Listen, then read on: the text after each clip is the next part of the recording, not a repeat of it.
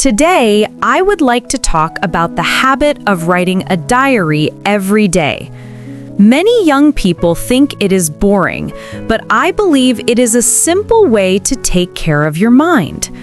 When you write down your feelings, you start to see yourself more clearly. Some days you are happy, some days you are tired, but the diary always listens without judgment. It is like a quiet friend waiting for you at the end of the day.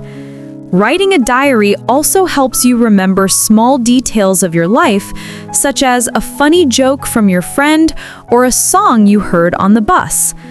Later, when you read again, you can smile and feel warm. I think this habit gives you a safe space where you can be honest and free. That is why keeping a diary is something I truly love.